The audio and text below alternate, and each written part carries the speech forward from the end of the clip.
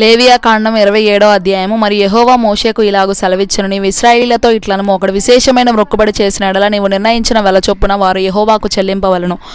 నీవు నిర్ణయింపవలసిన వెల ఏదనగా 20 ఏండ్లు మొదలుకొని 60 ఏండ్ల వయసు వరకు మగవానికి పరిశుద్ధ స్థలం యొక్క తులము వంటి 10 తులముల వెండి నిర్ణయింపవలను. ఆడుదానికి 30 తులములు నిర్ణయింపవలను. 5 ఏండ్లు మొదలుకొని 20 ఏండ్ల లోపలి వయసు గల మగవానికి 20 తులముల వెలను, ఆడుదానికి 10 తులముల వెలను నిర్ణయింపవలను. 1 నెల మొదలుకొని 5 ఏండ్ల లోపలి వయసు గల మగవానికి 5 తులముల వెండి వెలను, ఆడుదానికి 3 తులముల వెండి వెలను నిర్ణయింపవలను. 60 ఏండ్ల ప్రాయము దాటిన మగవానికి 15 తులముల వెలను, ఆడుదానికి 10 తులముల వెలను నిర్ణయింపవలను. ఒకడు నీవు నిర్ణయించిన వెలను చెల్లింపలేనంత బేదవాడైన ఎడల అతడు యాజకుని ఎదుట నిలువవలెను.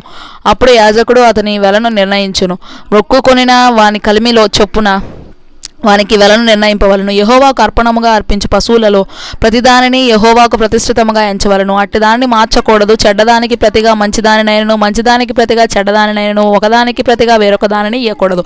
పశువుకు పశువు మార్చిన ఎడల అదియు దానికి మారుగా ఇచ్చినదియు ప్రతిష్ఠితమగును. జనులు యెహోవాకు అర్పింపకూడని అపవిత్ర జంతువులలో ఒకదానిని తెచ్చిన ఎడల ఆ జంతువును యాజకుని ఎదుట నిలువబెట్టవలను. అది మంచిదైతేనేమి చెడ్డదైతేనేమి యాజకుడు దాని వెలను నిర్ణయింపవలను. యాజకుడవగు నీవు నిర్ణయించిన వెల స్థిరమగును. అయితే ఒకడు అట్టి దానిని విడిపింపగోరిన ఎడల నీవు నిర్ణయించిన వెలలో 5వ వంతు వానితో కలపవలను. ఒకడు తన ఇల్లు యెహోవాకు ప్రతిష్ఠితమగుటకై దానిని ప్రతిష్ఠించిన ఎడల అది మంచిదైనను చెడ్డదైనను యాజకుడు దాని వెలను నిర్ణయింపవలను. యాజకుడు నిర్ణయించిన వెల స్థిరమగును. తన ఇల్లు ప్రతిష్ఠించిన వాడు దాని విడిపింపగోరిన ఎడల అతడు నీవు నిర్ణయించిన వెలలో 5వ వంతు దానితో కలపవలను. అప్పుడు ఆ ఇల్లు అతని దగును.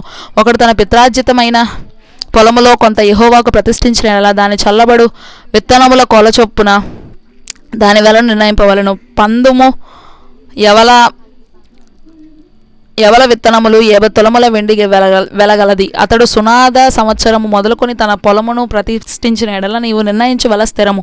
సునాద సంవత్సరం అయిన తర్వాత ఒకడు తన పొలమును ప్రతిష్ఠించిన ఎడల యాజకుడు మిగిలిన సంవత్సరముల లెక్క చొప్పున అనగా మరుసటి సునాద సంవత్సరం వరకు వానికి వెల నిర్ణయింపవలను.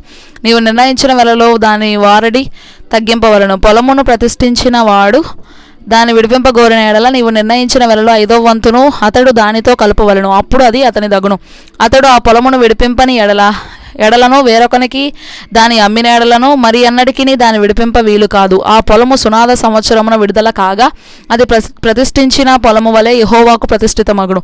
ఆ స్వాస్థ్యము యాజకుని దగును. ఒకడు తాను కొనిన పొలమును అనగా తన స్వాస్థ్యములో చేరని దానిని యెహోవాకు ప్రతిష్ఠించిన ఎడల యాజకుడు సునాద సంవత్సరం వరకు నిర్ణయించిన వెల చొప్పున అతనికి నియమింపవలెను. ఆ దినమందే నీవు నిర్ణయించిన వెల చొప్పున మేర చొప్పున యెహోవాకు ప్రతిష్ఠితముగా దాన్ని చెల్లింపవలను. సునాద సంవత్సరమున ఆ భూమి ఎవని పిత్రార్జితమైనదో వానికి అనగా ఆ పొలమును అమ్మిన వానికి అది తిరిగి రావలను. నీ వెలలన్నీ పరిశుద్ధ స్థలము యొక్క వెల చొప్పున నిర్ణయింపవలను. 1 తులము 20 చిన్నములు. అయితే జంతువులలో తొలిపిల్ల యెహోవాది గనుక ఎవడనూ దాన్ని ప్రతిష్ఠింపకూడదు. అది ఎద్దైననేమి గొర్రెల మందలలోనిదైననేమి యెహోవా దగును. అది అపవిత్ర జంతువైన ఎడల వాడు నీవు నిర్ణయించే వెలలో 5వ వంతు దానితో కలిపి దాన్ని విడిపింపవచ్చును. దాన్ని విడిపింపని ఎడల నీవు నిర్ణయించిన వెలకు దాన్ని అమ్మవలను. అయితే మనుషులలో గాని జంతువులలో గాని స్వాస్థ్యమైన పొలములలో గాని తనకు కలిగిన వాటన్నిటిలో దేనినైనను ఒకడు యెహోవాకు ప్రతిష్ఠించిన ఎడల ప్రతిష్ఠించిన దానిని అమ్మకూడదు, విడిపింపను కూడదు. ప్రతిష్ఠించిన సమస్తము యెహోవాకు అతి పరిశుద్ధముగా ఉండును. మనుషులు ప్రతిష్ఠించి వాటిలో దేనినైనను విడిపింపక హతము చేయవలను. భూధాన్యములలోనేమి వృక్షఫలములోనేమి భూఫలములన్నిటిలో 10వ భాగము యెహోవా సొమ్ము. అది యెహోవాకు ప్రతిష్ఠితమగును. ఒకడు తాను చెల్లింపవలసిన 10వ భాగములలో దేనినైనను విడిపింపగోరిన ఎడల దానిలో 5వ వంతును దానితో కలపవలను.